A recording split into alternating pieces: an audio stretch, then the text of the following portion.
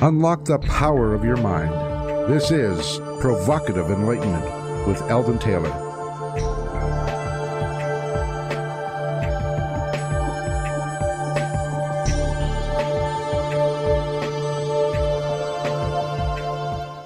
Welcome and thank you for joining us today. The next hour is devoted to learning something more, not just about the world of shoes and ships and sealing wax, but about how, what, and why we believe as we do. A time for the open-minded, willing to challenge some of those old ideas behind what we think we know, who we are, and who we might just become. I'm Eldon Taylor, and this is Provocative Enlightenment. All right, our chat room is open, and my partner Ravinder awaits you there now. You can log on by going to provocativeenlightenment.com/chat. We do have some really great people that join you in the chat room every week, Ravinder, so tell us all about it, please. We do have some great people. I've made some really good friends out of there. I've learned a lot from them. Everyone brings their own life experience to it. And so, you know, when you've got a question, there's normally someone there that's got some suggestions of answers. So, you know, it is very, very helpful too. So do come join us. That is provocativeenlightenment.com/chat. And then if we discuss any Earls, you post them in the chat room, and you usually have a video that we show at the top of the hour, or at the bottom of the hour, I should say. And if someone is listening, but they can't get to the chat room, does that have any real... It is up there, yeah. If you go into the archives for the show, you can play the show, you know, after the fact as well. But then we have the chat room posted right there, so you can go in there and flick through it and pick out any of the pertinent information, or just join in the conversation. Well, you don't join the conversation, but you can listen in on the conversation afterwards, yes. All right. In this week's Spotlight, I would like to address stress. Not the typical form of stress brought about by life circumstances, but the stress attached to this election cycle. A recent poll indicates that 51% of Americans are experiencing serious stress directly brought on by this election. Indeed, the emotions run high, and not in just two directions, but also among the many who find both candidates entirely unacceptable. In my book, Gotcha, The Subordination of Free Will, you will find a detailed account of the many ways we are psychologically massaged and manipulated. The tools are many, and they are all known by the manipulators who are currently profiting as a result of billions of dollars in research to discover just how best to plumb the minds of the masses. Little tricks that have profound psychological impact are employed to build anger, hatred, and even rage at times, and on both sides of the aisle. It is precisely this emotional involvement that creates the distress so many are experiencing. Our politicians seem to be at their best when they pivot, project, and position their opponent in some ugly light. Issues of government are of lesser concern, or so it would seem in this election. And unfortunately, as much as we may complain about the nasty rhetoric, attacks, and name-calling, the negative ads and press have been proven in studies to work. In fact, lies repeated over and over again have been shown to become truths in the minds of many, despite later refutations, proving the lie to be unfounded and totally false. But all of this, the data, the methods, the tricks, and the entire box of psychological tools, together with how, when, and where they have been employed on the public by our government in the past, can be found in my book, Gotcha. However, the point here is not about how or why the aim is to anger and otherwise incite your emotions. Rather, it's about what you can do about it. For years, research has repeatedly demonstrated that stress is a matter of perception. What stresses one person may be joyful to another. For instance, skydiving may be fun for one person and a terror to another. Public speaking may be a great opportunity embraced warmly for one and bring a near breakdown to another. And I could go on, but I'm sure you get the point. It's how we perceive a stimulus that determines our stress response.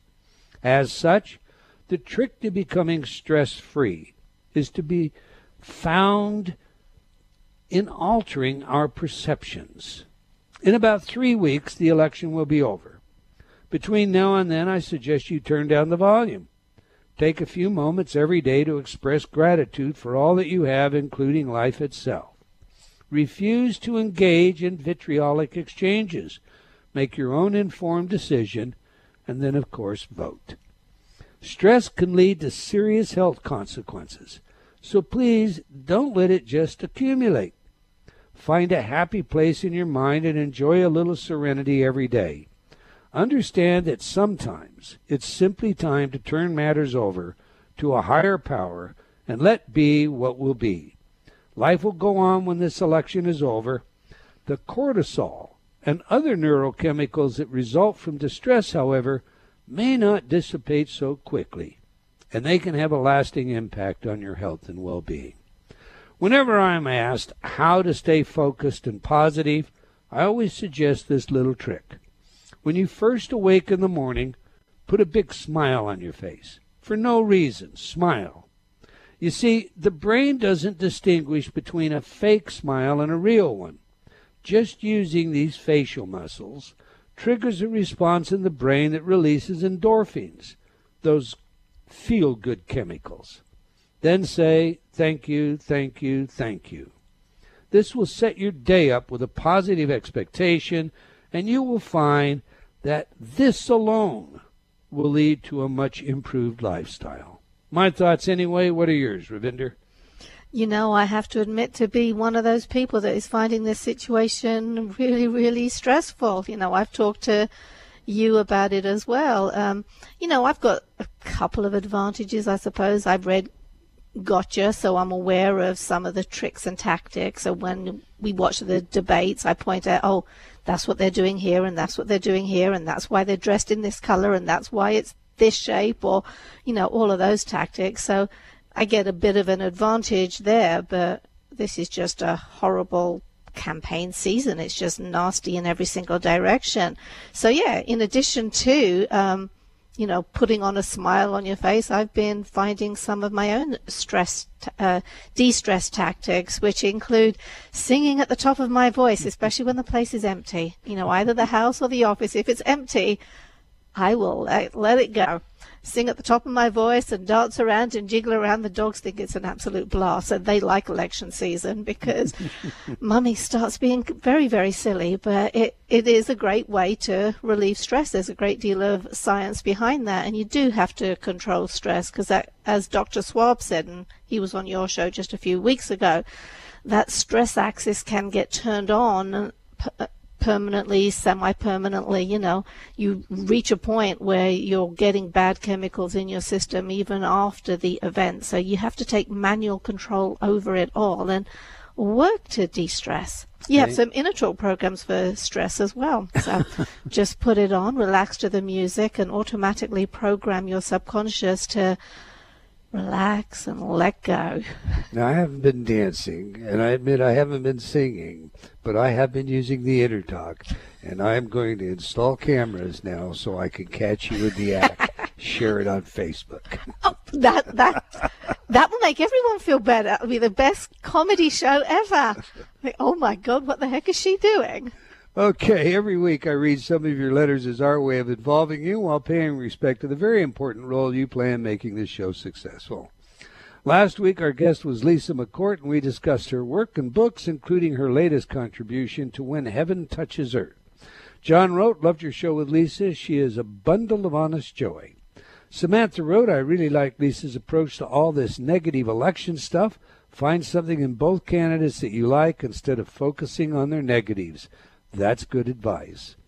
CB wrote, this cycle, I have really stepped back to watch the mass manipulation techniques and have taken the election less seriously, as it appears Hillary was anointed from Jump Street.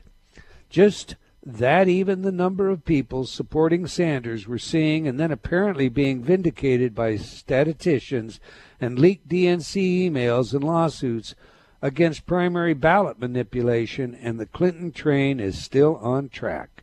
The DNC has not even bothered to counter that the emails were falsified, just that it is an election manipulation to let the public know what the DNC and their major candidate actually think about the electorate.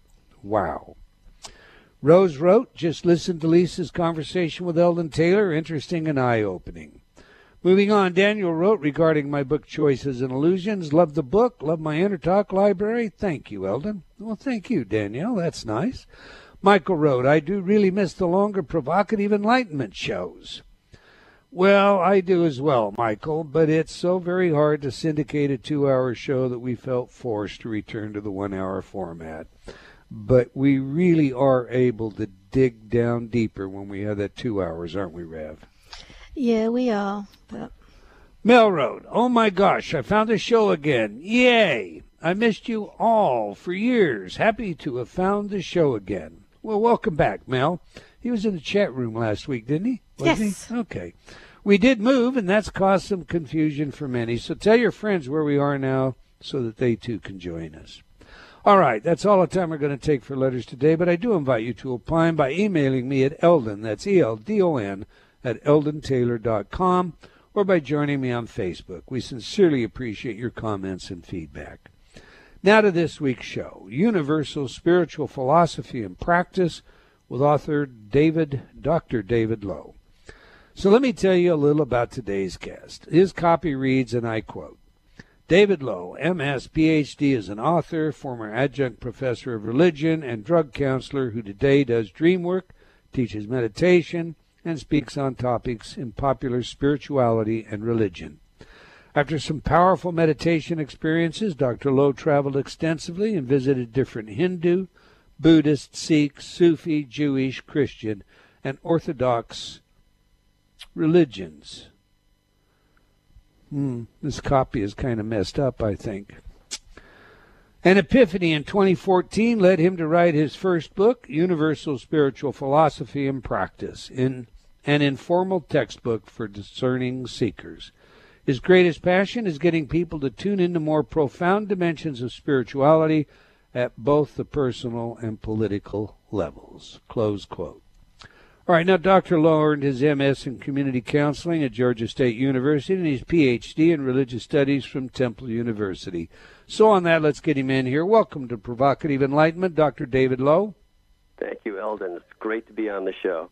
Well, good, sir. Listen, we like to know three things, or get three things out of our guests on this show. Who is the messenger? What is the message? And how do we use it? So let's begin with, tell us a little bit about yourself and what led to your interest in spiritual philosophy. I've always had a profound interest in, the inner self, you might say. I didn't really recognize it as a young person or a teenager, but when I started doing transcendental meditation in college, and then later got initiations from a number of powerful spiritual teachers, and then my major one, I was kind of blasted open and began having a series of very powerful cathartic experiences, which has gone on for about 3 decades. And my perception has really sort of expanded. I mean, I'm not enlightened, and I do think enlightenment exists, but I'm not there yet. But I do perceive the universe in a much more unified, holistic way than I used to, visually. When you were young, were you raised in a religious family, or was it the TM training in college that turned you on? It's primarily the TM training in college who really got me going. No, I was just a regular, Christmas, Easter church attendee twice a year, going around Christmas time. I sang in the choir, but no real interest. I recognized early on that, Orthodox religion is primarily about social structure and convention, supporting conventions, which is fine, but it wasn't for me. So I kind of moved on fairly soon from that. Gotcha. Yeah. Okay, you heard today's spotlight, Dr. Lowe. What are your thoughts on the stress this election cycle has placed on so many? And do you find some spiritual something or other unfolding from all this vitriol and enmity? Yeah, I do think we're in a time of intensified transformation, and that, Mr. Trump represents probably the last gasp of the old male patriarchy. Rah, rah, rah, rah, rah, rah, rah. And Hillary Clinton, for all her faults, does represent an underlying and badly needed feminine quality in all of the Western religions and in society in general. So I think it is a time of transformation, and that things will soon improve.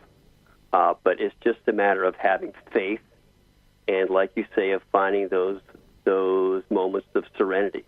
So, yeah, I think it's a matter of a longer-term awareness of planetary evolution, of national evolution. We all play a part in that. We can't isolate ourselves. We all need to participate now more than ever in whatever good we think we can do. Yeah. I have to ask you this since, I think you made it clear in that last answer that you're a pro-Clinton person. Well, amongst the best of two evils, yeah, absolutely I am. Okay. Mr. Trump, go ahead, sorry. No, you go ahead. I don't want to cut you off. Mr. Trump, you said, you began? Well, it's very interesting how, in a sense, he represents the deepest, darkest tendencies that we all need to eventually look at. There is deep in our minds, there are powerful, impure segments of our psychology split off from all the rest of it. For most of us, anyway, we all have deep traumas and profound issues of pain and suffering and so forth. And our minds get warped at super deep levels just to endure that. So he represents, as it were, the shadow element that we all now that have sounds to cope with. That sounds like Deepak Chopra. You read Chopra, I take it, and his sure. comments. Yeah. So what you're doing is you're parroting back a lot of what Chopra said. You found that to be credible. Well, he says it pretty well as a lot of other people have also said it. You can really only a situation like this. I can only understand it in terms of evolution of the nation, of the planet, and of the inevitable tendency. The excesses of modern society become greater and greater and greater and greater until they have to manifest in a certain focused way for us to recognize them. Okay, now, Dr. Lowe, I'm going to take advantage of you because I'm undecided on this election, okay? Okay. So I'm just going to play devil's advocate for a minute. When you look at the shadow, and it was Bly that really gave us a deep understanding of the shadow, although that's Jung's concept originally. Robert Bly, in his little book on the human shadow, really spelled out this Iron dark John, side. you mean? Iron Pardon? John? Iron John? That's his best-known book, Robert Bly, Iron John. Yeah. Okay, but Robert Bly has a book that is called The Little Book on the Human Shadow. Uh-huh. It's edited by William Booth, and it's just that section about the human shadow. Okay, he talks about the long bag, and I'm sure you're familiar with this. Okay, but so if we pursue this idea of the shadow, we're really talking about attributes of the human condition that we look on with great disfavor because they are ignoble, period, end of quotation, like larceny, dishonesty. When you look at Hillary Clinton and you look at all these emails that have leaked out, you look at this new video of how Democratic operatives actually incited riots at Trump rallies, and you read about, you discover the pay for play, and you see the negotiations with the FBI to declassify documents in what is, according to the FBI agent involved himself, an attempt at quid pro quo, which would be bribery. It's just criminal. And then you see all these deceptions. So are they not also of the shadow? All this is par for the course. I mean, one thing we have to accept about modern society is that, sure, over the last 40, 50 years, more than that, democracy, our three branches of government have succumbed further and further into a honest-to-goodness oligarchy, rule by the wealthy and so forth. Politicians have become more and more systemically corrupt to a certain extent, including our latest to some degree. But it's better than having a sociopath at the helm who meets all the psychiatric criteria for a master manipulator who doesn't know the difference between right and wrong, and who clearly, at least, what amazes me about, Trump supporters is that so many of them actually seem to think that he doesn't mean two-thirds of the things that he says. That, to me, is an astounding fact, that they actually think that he doesn't mean much of what he says. That is really frightening. So, yeah, it's a matter of degree. The society is what it is, and I do think that there has been our democracy and our system of government have inevitably declined for all sorts of reasons relating to influence and so on. And I think that the tide can be turned. Things can improve. And I think, every election... Interesting take. However, we should, you're not trained as a psychologist. You're not trained to label Trump as a sociopath.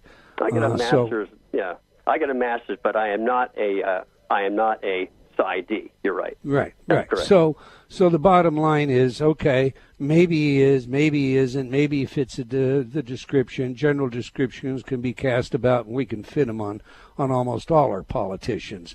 But sure. I just want to get that clarified. We're not calling him a sociopath. That's you're basically saying he may have some of these tendencies. Well, there's no question. I mean, one thing that you do pick up from studying psychology, even at the master's level or even as an undergraduate, and doing a fair amount of reading in history and so forth, you pick up the reality that, many world leaders are good people. Many elected politicians, presidents of countries are have a solid morality and are good human beings and so forth. But some aren't. It is astounding the extent to which people get into positions of power who are psychopaths. Who are master manipulators, and you see it over and over again, and he fits this pattern. You're right about that. You're right about that, and historically that has been very, very, very true. Okay, let's leave the politics. Let's get on with some of the ideas in your book. You say belief doesn't matter. What do you mean by that? Well, what I mean is, what really matters in one's spiritual quest is what you actually feel, your experience. And also, probably the main thing to bear in mind about belief is that there are different ways of believing the same thing, right? There's literal belief, which is associated with as far as the religions are concerned, with the most danger and arguments and warfare and so forth. The most literal belief is, of course, the most inflexible, right, leading to the most warfare and arguments. And then there's literal/metaphorical, allegorical belief. So most educated folks who follow the religions believe some stuff literally, but some stuff metaphorically and allegorically. So they realize that the church fathers embellished, for example. It's generally agreed by most mainstream Catholic and mainline Protestant scholars that the church fathers embellished the gospel, for example, for the sake of mass appeal. They were creating a religion, and they needed to make certain stories more spectacular than they actually occurred like. So I don't mean to interrupt, but while you're on that point, so does that mean that, say, the miracles that we read about that Jesus performed, right, there may be false to fact? They're embellishments? Orthodox religion has always relied upon spectacular stories to get people interested. I think it's possible that some of that stuff could have happened the way the Bible says, but it's unlikely. In my experience, the way that miracles usually happen, like say, for example, you go visit a great spiritual master, say a Hindu guru or something like that. You have a nice experience. You give him a donation. He shows up in your dreams that night, does some body work for you, and then 2 weeks later, your cancer's gone. That sort of thing happens around contemporary masters all the time, but it doesn't make the tabloids. So raising somebody from the dead, or turning water into wine, or having leprosy vanish before your eyes, that gets written up in the tabloids. That makes the National Enquirer. So that's why most scholars think that most of that stuff. I should say liberal thinking scholars associated mostly with Catholicism and mainline Protestant groups tend to think that some of that stuff, at least, is embellished. the conservative, charismatic, fundamentalist scholars think it's all true, literally. But right. And I want to pursue that, but we've got a break coming up. And when we come back, I'm going to ask you very specifically about parthenogenesis, virgin birth, and let's pick it up from there. We're speaking with Dr. David Lowe about his life and book, Universal Spiritual Philosophy and Practice. You can learn more about Dr. Lowe by visiting his website at davidlowemsphd.com. Now, we have a video for you in our chat room today addressing the subject of Native American universal and spiritual laws of creation. So if you're not in the chat room already, now's the time to get on over there. Do please stay tuned. We'll be right back. You're listening to Provocative Enlightenment with Eldon Taylor.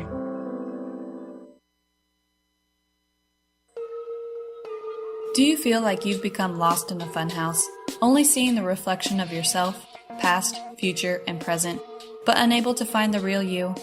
I invite you to step through the doorway and onto a pathway leading to understanding of your mind, your choices, and the influences that surround you. Read Eldon Taylor's New York Times bestselling book, Choices and Illusions. Now expanded, updated, and revised, it will provide you with real-life examples of how you can break free of your current perceptions and begin your journey to How High Is Up. Get your copy today from all bookstores or online from Amazon.com or Barnes & Noble.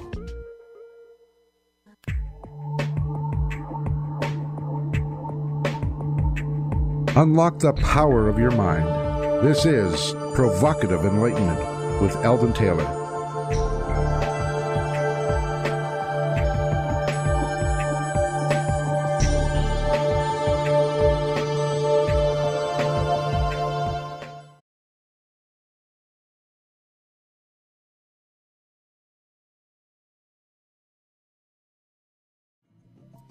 And welcome back. If you've just joined us, we're chatting with Dr. David Lowe about his life and book, Universal Spiritual Philosophy and Practice. Again, you can learn more about Dr. Lowe by visiting his website at davidlowemsphd.com. Now we ask our guests for their favorite music that has some true significance to them. Music psychology is a new interest of mine, and it is a field of research with practical relevance in many areas, including intelligence, creativity, personality, and social behavior. Okay, we just played some of Also Spoke, Zarathustra. Why is this one important to you, and how does it tell us more about you, Dr. Lowe? Well, that piece is probably brings to mind more feelings and profound sentiments relating to a transcendent origin of mankind. I mean, this is the evolution of intelligence from microbe to Spinoza, if you will. And in the context of the movie 2001, where it was used, you remember, if you ever saw the movie, the ape taking the club that he just killed another ape with and throwing it into the air, right? And that club turns into a spaceship. It's just the significance, power, and beauty of the evolution of the human spirit from the animal stage up to the divine stage. It's kind of what it brings to mind. That's why I like it so much. Interesting. When I think of it, I think about the evolution of artificial intelligence and how we're on the threshold of perhaps having a form of artificial intelligence begin to do everything for us and maybe even tell us what to do. Yeah, pretty much, although I don't, I think that is I think that's a very important part of planetary evolution has been the, development of social media and the ability to communicate all over the planet, which has made us aware of the moral dilemmas we all face across borders and national boundaries. We all got to get along and start doing things together, or we're toast. The social media has allowed us to understand that. But I think on an individual level, the tendency to retreat autistically into playing video games and looking at your iPhone all the time has been spiritually disastrous. So a lot of people are, they're being run and sort of depersonalized. The soul is being sucked out of them by these machines that they're tied to. It's this very subtle form of like delayed gratification, or addiction, I'm sorry, is the term I want to use, in connection with needing to see what the next person is saying about you on Twitter and Facebook, having to keep up 24/7 with what all your friends are saying. That's the problem. It's not only addictive, but the data shows clearly that it's utilized to program us. And so when you talk about spirituality, and then you understand how much of the programming is designed to change our culture, and intentionally so, and we seem to be moving more towards this, secular, progressive, cultural relative, reductionistic, materialistic perspective in all of our universities, especially among liberals today. Now, when I say that, I mean, liberal schools, that I wonder if it doesn't challenge the very roots of spirituality. Well, I think that the most profound thing about, generally, I think what you're referring to is that there needs to be a falling away of all old beliefs and notions relating to what used to be sacrosanct, okay, in order for a new understanding, a new profound realization and experience to emerge from underneath. I do think that there is something connecting us underneath, a powerful underlying spiritual reality which links all of us across all cultures, languages, and so forth. But in order to feel that and experience it, all this other stuff has to get out of the way. All of our own notions connected with our cultures, our religions, our notions about our egotistical involvements with material things, with scholarly ideas. All that needs to fall away to tune into a deeper reality. Okay, I didn't mean to cut you off. Go ahead, sir. No, I was going to say that, it's deeper than right and wrong, deeper than hot and cold, deeper than liberal and conservative. It is a profound kind of harmony and goodness which embraces it all, which will allow all of us to somehow get along more harmoniously. But to do that, we have to let go of all these old ideas. And just, this is what social media is starting to do. So are you saying, am I to take from that there, this is a subject that we've discussed many times on this show with a number of different sorts of scholars, shall we say, or gurus, and that's the issue of right and wrong. Are you saying that there is no such thing as right or wrong? There is a profound sense of what is good, beautiful, and true. It's an experience. It is an experience of harmony with all reality around you. And that harmony will tweak right and wrong in just the right way to help everybody else get it. Okay? Okay, but you're pivoting somewhat on me. Let me just ask you very directly. I'll use an example we've used many times on this show. 14-year-old girl sold by her father to a Pakistani husband. She fails to perform adequately, displeases him. He cuts her ears and her nose off, ships her out to the stable. She crawls home. Parents can't have anything to do with her. They shun her and hush her away. Fortunately, Women for Women covered this woman up, sent her to the States, and she has surgery. Was it wrong that this girl was treated that way? Absolutely, it was wrong. Absolutely, okay. It was wrong. So there are wrongs in the world. We have an underlying sense that there are some absolute wrongs in the world. Well, it was wrong, but in the larger scheme of things, it was, in a sense, inevitable. Reality is pure gray area and pure sliding scale. The difficulty here is that, in practical terms, we do need to draw a line in the sand and say this is right and this is wrong. At the same time, we need to be aware that the way reality is inextricably links everything together, so that a lot of wrongs eventually turn into a right. But no, absolutely, that is a absolute wrong in practical terms. No question about it. But you just used the word inevitable. And when you use the word inevitable, that's a doctrine of predestination. That's it. Is that where you're going? No. Predestination is one aspect of the way reality works. But it also, there's both predestination and free will. They both happen at the same time. That's the mystery. You can't say that. Well, they're mutually exclusive by the nature of semantics. So this would have to be some kind of underlying miracle, because you just defined a round square table. Yeah. Well, we're talking about things that words cannot really specify or designate. These are profound experiences, profound notions, which we begin to experience when we can just give up all our conventional notions about what's good, what's bad, and become more tolerant and embracing of everything. When we can do that, when we can make friends with even the most heinous aspects of reality on some level, and embrace it all somehow in one grand understanding, that we do have an experience of profound harmony in which somehow it all fits together into one perfect whole. That doesn't mean that we shouldn't say certain things are wrong and imprison people and so forth. But at the same time, there must be an embracing understanding of how everything is somehow right, just as it is right now.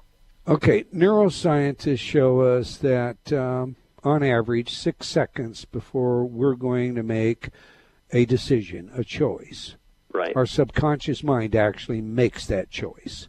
And then the conscious mind makes up a reason for why we made the choice. So we watch activity in the brain in real time, and a fMRI technician will know 6 seconds in advance what you're going to choose. He'll record it with 100% accuracy. 6 seconds on average before you know. How does that fit into this scheme of inevitable or predestined and or free will all simultaneously? I'll bet you he didn't do those studies with spiritual masters. Okay, there are people you can do those studies with, people of average level of spiritual development, in which that sense of harmony and integration hasn't occurred very much yet. And in that case, there will be disparate operations in the brain of a more or less typical kind, in which part of your brain says one thing, the rest of your brain says, well, no, not yet. We have to get everything right first, and then all of the nerves come together and you actually do it. For someone who is far along this path of integration or is enlightened, and I do think there is such a thing as enlightenment and that more and more people are getting it, there is a physiological harmonization, which I think if that person were to do those experiments on certain individuals I know, the results would be very different. Okay, well, it's many neurologists have done this, and it's work that really springs from about 1956 with a man by the name of Benjamin Libet, who was just using an EEG at the time, but of course we use functional magnetic resonance imaging today. And I mean, some of these non-masters are Harvard grads that are actually the subjects of this.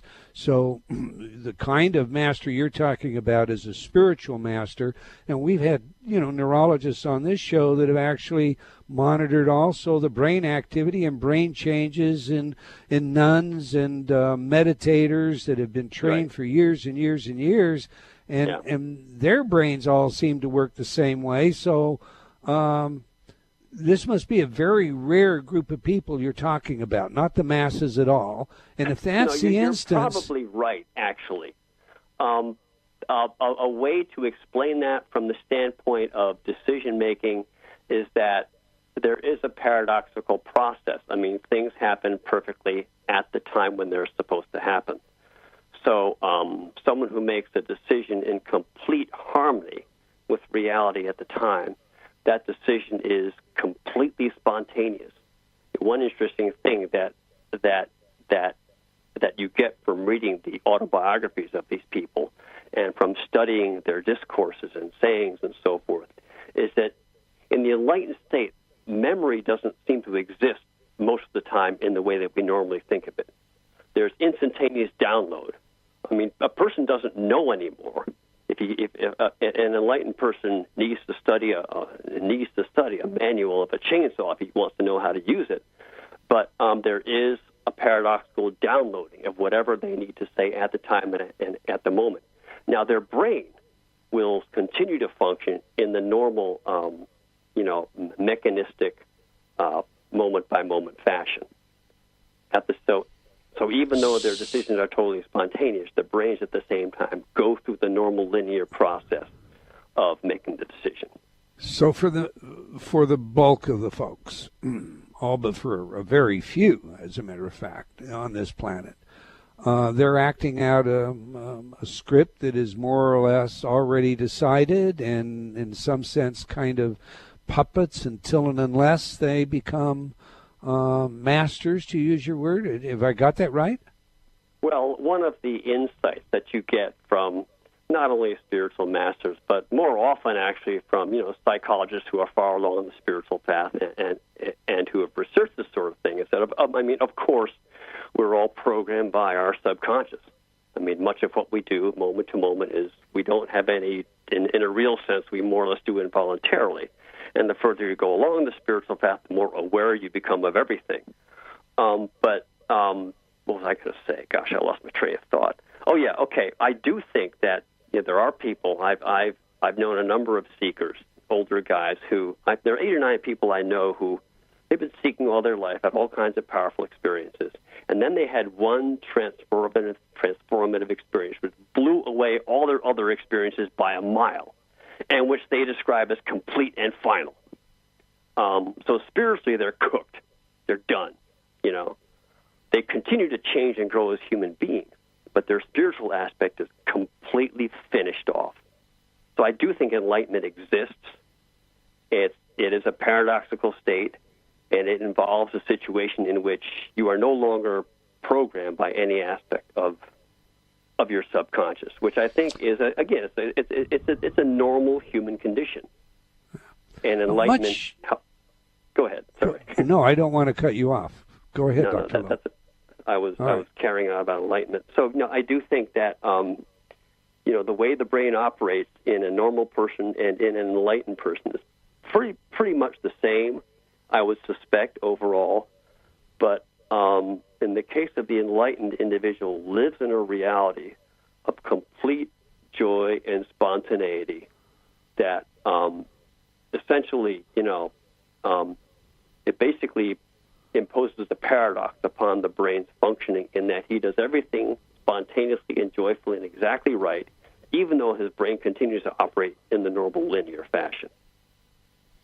Like I was All right. saying. Now, That's the best what you're describing to me sounds very Buddhist in its sense, and it is mindfulness kinds of training that's a part of the awakening process, leading to the epiphany, that Plotinus called the ineffable experience.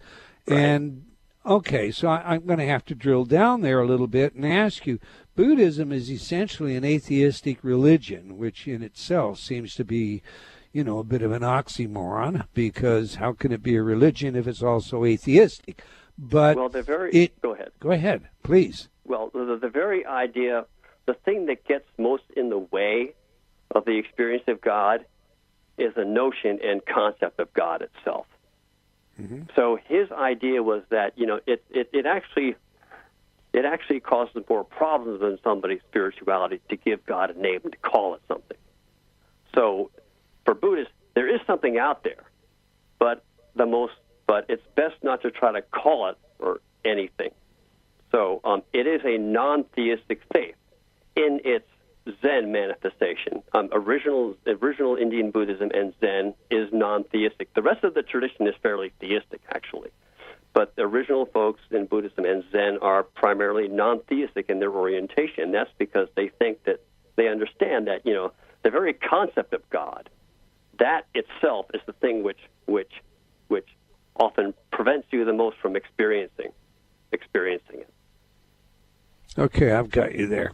All right, listen, I promised before the break that we would come back to miracles, which was what our show was about last week.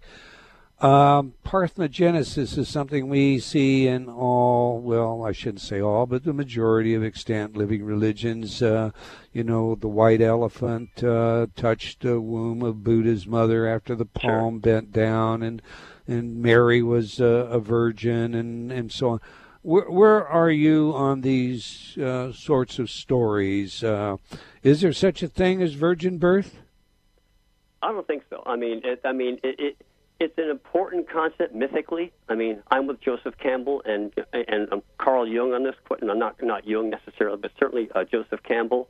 That the virgin birth is a motif found in the scriptures and literature connected with the various religious faiths, and it seems to be connected with the notion of purity.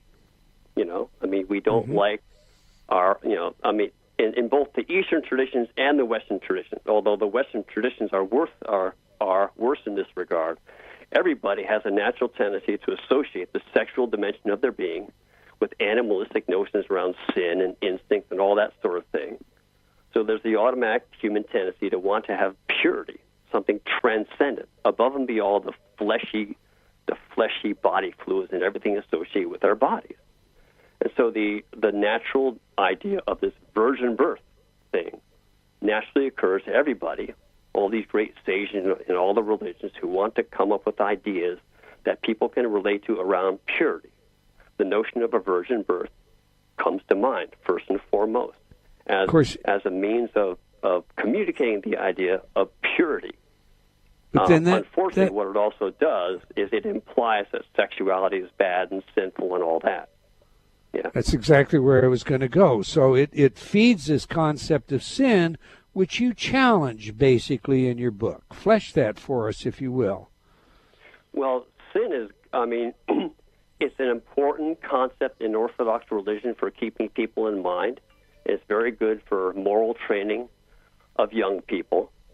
But unfortunately, and this is, a really profound consequence of the way that the Abrahamic Western tradition is developed, the notion of this transcendent God, everybody identifies with this transcendent God, looks down upon the earth, looks down upon nature, and, so that it is inherently masculine because it wants to manipulate and control the environment. It's a little bit inherently destructive of the environment because it wants to manipulate and control nature away from something pure, and it inevitably, God up there in his transcendence is perfect. The earth down here with all its creative bodies and trees and sinful fluids is bad. That's the inevitable philosophical contrast that takes place in the believer's mind. And so the notion of sin gets connected not only with our bodies, but with, ideas against. And again, this is in the fundamentalist dimensions of all three Western faiths. You don't like nature too much because that involves polytheism. The notion that if you give reverence to things in nature, if you appreciate the beauty of nature too much, you're getting into polytheism. Nonsense. Both are true at the same time. So the notion of sin is good for young folks, for training people morally, but at some level you need to understand that our inner nature, our original, pure, beautiful inner self, which is one with God, is perfect and beautiful, just like it is. And I'm going to have to cut you off right there, Dr. Lowe. I'm sorry, we're out of time, and I want everybody to know you've got about 30 seconds how they can reach out to you and learn more about you or get your book. Okay, David Lowe, MS as in Masters of Science. David Lowe, no E on that name. David Lowe, LOW, MSPhD.com is the website. David Lowe at spirituality.com is, David at worldspirituality.com is my email. Easy to get me that way. Or just get the book, Universal Spiritual Philosophy and Practice. Ebook or Amazon or Smashwords. You can get the ebook or the hardback copy. A great short textbook summarizing all the consistent teachings and practices in the religions in a fun, interesting way. Pictures, word balloons, but also profound at the same time. You're a guest that I could definitely use 2 hours with, Dr. Lowe. We'll probably ask you to come back. I want to thank you for your work and for your willingness to share your ideas with us. Thank you so much. Well, we've come to the end of another episode of Provocative Enlightenment. I want to thank all of you for joining us today. I hope you enjoyed our show and will join us again next week, same time and same place. And do tell your friends. Let's have them join us as well. Okay? Until next time, wherever you are in the world, remember, believing in yourself always matters.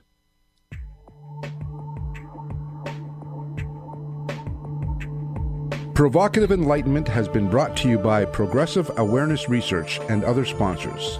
Provocative Enlightenment is a syndicated show and appears on other networks.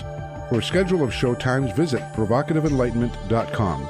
If you're interested in becoming a sponsor, write to Eldon at eldontaylor.com.